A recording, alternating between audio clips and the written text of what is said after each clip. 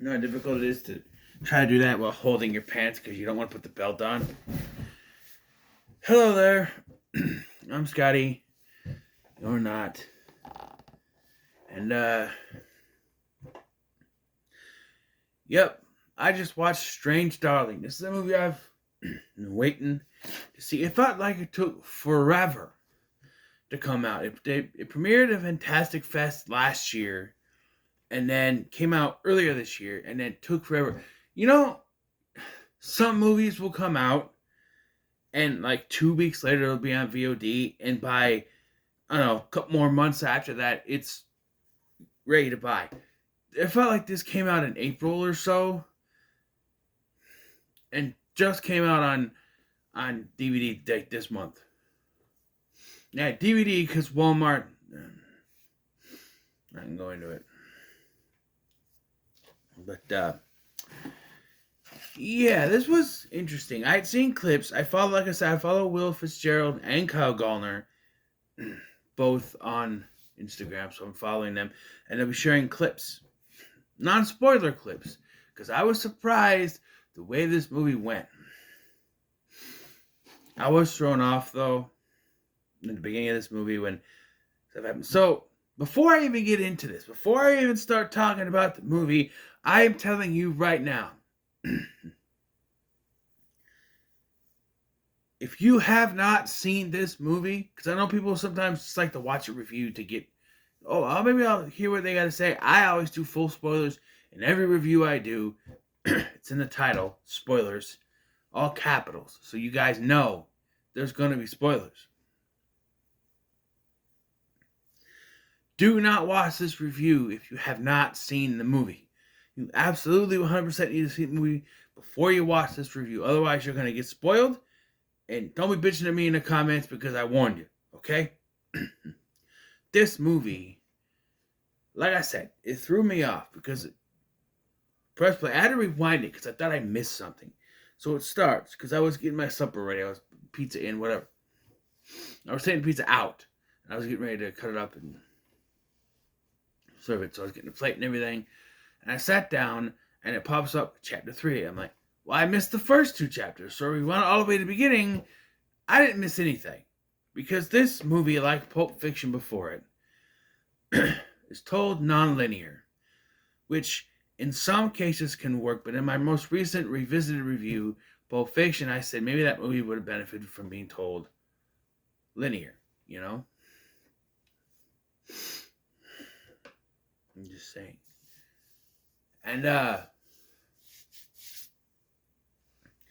this one works until it doesn't. I was surprised at how they messed this up. Because the reason they tell it non-linear is to mislead you as to what is actually going on. But then they do the thing of showing you that it's the other thing that's going on, and then cuts back to another part, another chapter, where it's literally the reveal of what the reveal of what's really going on is supposed to be. And it's like, why did you have that scene before it? Why not cut at a certain point, show the reveal, and then go back to that? Because I think it would work better. Once I get into spoilers, I'll let you know. So when this movie started, it did make me roll my eyes a little bit. As it starts with, this is the true story of one of the most prolific serial killers in history. Based on true events. One, no it's not. I looked it up. This is 100% fictional. But it's treated as if this is a fictional accounts of what really happened. So my overall thoughts before I get into spoilers is, I think it is decently done. I gave you that little thing about, when they reveal the twist, I think they did it wrong. And I didn't particularly care for the ending to this movie. I felt it was one of those things where it let the air out of the balloon and just sort of went all over the place. Especially given what I just told you at the beginning of this. So, yes, like I said, it's treated as if it's a fictionalized version of true events of a prolific serial killer. We have Kyle Gallner. You may know from like Friday the 13th remake. He's been in Smallville. He's in Smile. Other things. And then Willa Fitzgerald, who was on the Scream TV series.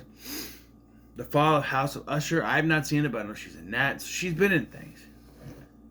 Gotham. She had a walk-on role in Gotham. So, yeah, she's been on things. That's what kind of pushed me in a bunch of... I haven't seen her in anything since Scream. And, yeah, she's really good in this. So is Kyle Gallner. So what it is that... Basically, I think you're supposed to be led to believe she's like a hooker or one of those things. She got like a red wig on.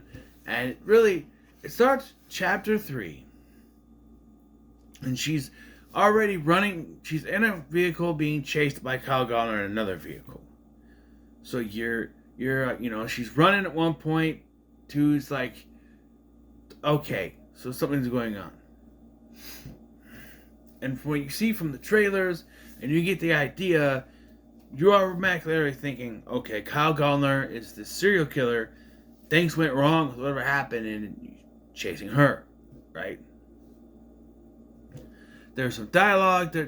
Again, it cuts back to chapter 1 where they're in a car talking and smoking and getting that feel. And she presented like she's into the sadomasochistic stuff, like, when people get turned on from pain.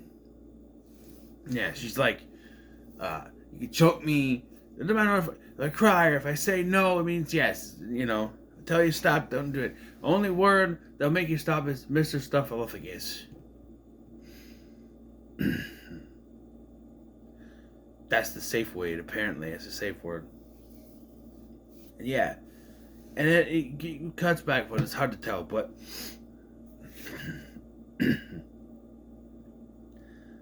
you get this sense of a chase. He is chasing her. You presented that. So, like, you get the sense of that. And it cuts back and forth to dialogue and stuff and them in the bed, role-playing and shit. And it does feel like there's a little bit of lull, but I think it works. The dialogue works, and the actors make it work. And then it doesn't. Because at a certain point, it cuts to her running from him. And she finds this older couple played by Ed Begley Jr. and Barbara Hershey. And given I just watched a movie called Murder, She Purred. Spoiler alert for that, because that's not out yet. Spoiler alert for that if you haven't seen it. My review will be out later this month. But Ed Begley Jr. is revealed to be the bad guy in there, and he actually had murdered someone in that. It's a Disney. It's a wonderful Disney thing. I automatically thought, what if Ed Begley is secretly the serial killer? And this is just, at this point, I'm like, this is just sex gone wrong, and he's chasing her. But Ed Begley is secretly a serial killer? He's not. But what if it, This is where the movie lost me for a little bit. So Barbara Hershey goes up to get some Percocet for the pain. She's been shot, I think, or stabbed at this point. Shot. One of the two. And she's on an egg bleed drink. She's eating his breakfast. And he decides he's going to call the cops. She goes, no cops, no fucking cops. And then you hear... goes up to Barbara Hershey and you hear a thud. She goes downstairs and Ed Begley Jr. is on his knees. He's got a knife in his gut and she's standing there. And that's when it's flipped on its head that she's the killer. Now, I don't know if this is supposed to give it away, but for me it did. I'm like, oh, so she's the killer and he's chasing her down for some reason? Because otherwise, why wouldn't she want him to call the cops? Why? But then the film does something weird and it cuts to them back in bed. Her and Gallner back in bed. And, she's like, I want to do some cocaine. But it turns out it's not cocaine. it's not Thorazine. It's, what is it? Ketamine, which paralyzes him or something. And this is, I'm like, no. This, like, she's all sexy with him and then she becomes cold after he does the cocaine. And it's revealed that it's ketamine. And I went, this should have been the reveal. Not the Ed Begley Jr. thing. This should have been a reveal. It works as a reveal because you think, oh, they're just going to be all sexy times. And then she's cold. And it changes her demeanor. And you realize she's the killer.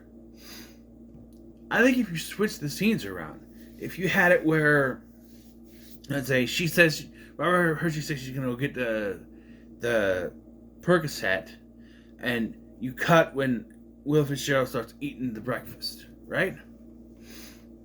She say, I'm gonna call the cops, and she says, maybe you don't even need her dialogue because it makes it more of a surprise. I need to call the cops. He picks up the phone. She's eating. She's looking. Cut. Go back to them. Do the sexy times. The cold calculating thing. I mean, she stands up.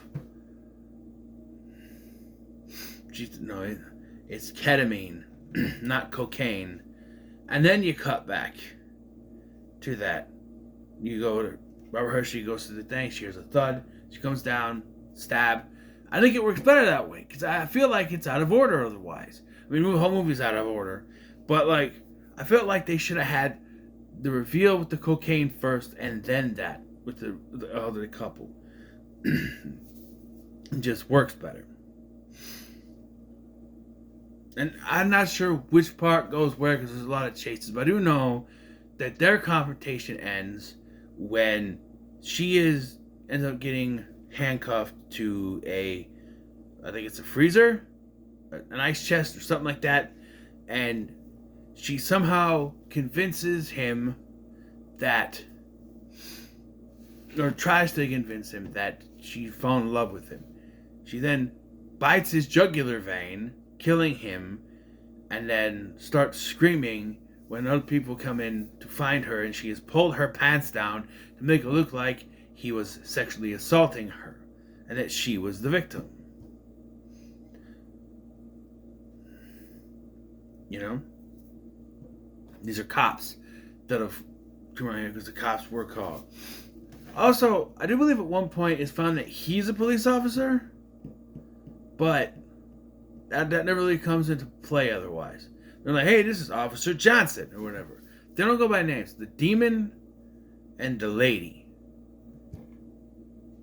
I don't know why they're called that, but I assume they're like code names given to each other so they wouldn't know the real names, I guess. Yeah. And then she kills the cops.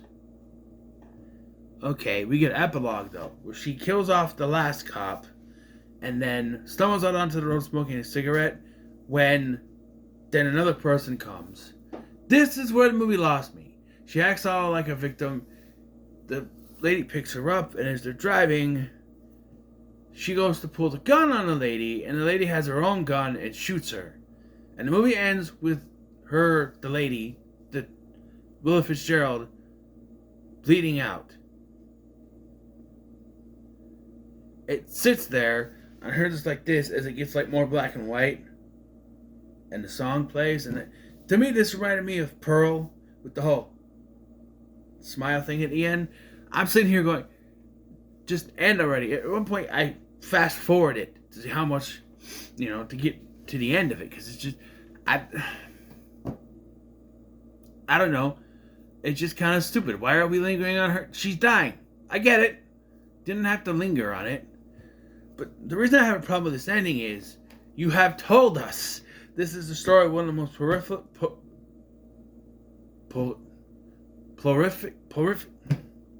prolific serial killers in history. And she goes out like a bitch? She goes out like that like a bitch? Like that? She's done all this shit and that's how she goes out? No, she should have gotten away with it. What should have happened was that she drops down, asks for help. The lady comes up, she shoots the lady, grabs the vehicle, and drives off. Credits. Wouldn't that make much more sense if we're following a prolific serial killer? Why would you have this serial killer go out like a bitch like that?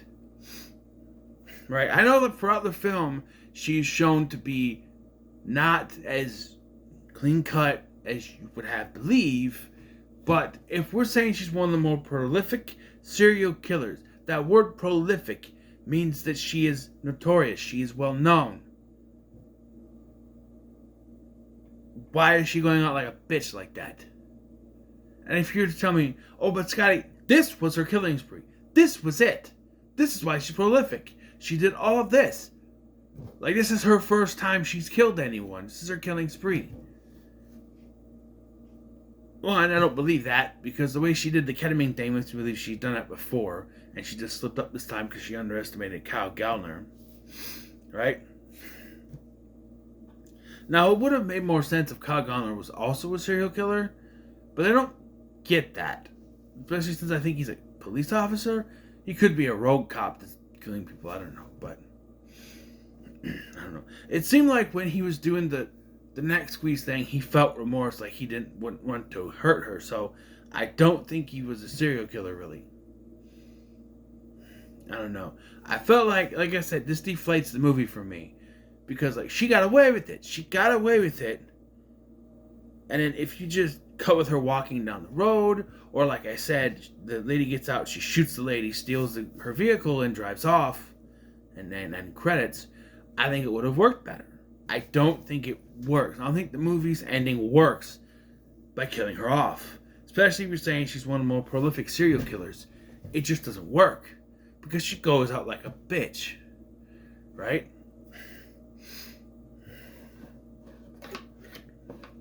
I'm just saying. Now, this wasn't a bad movie. I enjoyed it. I just felt like, I don't know, it had its issues. Sure. It's certainly better than some of the stinkers that came out this year, but it's not terrible. I'll give it a very low, pretty good, because I enjoyed it. I was confused by the nonlinear storytelling. I didn't think that the twist was executed right. The thing was out of order, and the ending deflated everything. But I can't give it any lower than a pretty good. I'll just give it a very low pretty good, just on the edge. One more sneeze, and it's falling down. But, you know. So, this is not an ongoing series, I think, but I want to go to the next movie. So, I did realize that I'm going to have to watch the Crow remake at some point this year so I can put it in my ranking. Like, whether it's in the best, I doubt it, or worst, most likely. Just in case. Because, like, what if it is, a lot of people said it's terrible, and I do my worst ranking, and they're like, well, where's the Crow? I hadn't watched it yet, so I will have to do it. I didn't put it in here, but I will have to do it. I have added another movie in there. I'll tell you now, Sting, because I feel like I should do that one. So, The Fall Guy, eh? Show you backwards with The Fall Guy. Right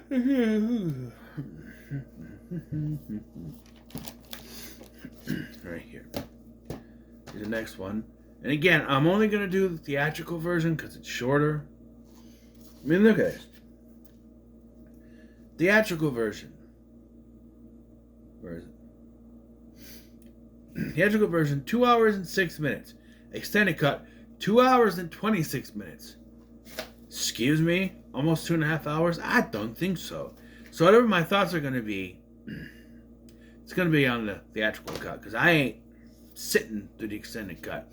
And a lot of people's reviews that did reviews did it when it came out in theaters. So it's the theatrical version they would have rated. So, rated, graded, reviewed, whatever. So I'm going to do that one. Because I ain't sitting through no 2.5 hour movie just for this. If I have a choice, I want to sit through it. I already have the Iron Claw, which is going to be a long movie anyway, so. Yeah. So what are your thoughts on Strange Darling? Let me know in the comments below. Make sure to like, share, and subscribe. Thanks for watching. I'm Sky, and I'll see you in the next one.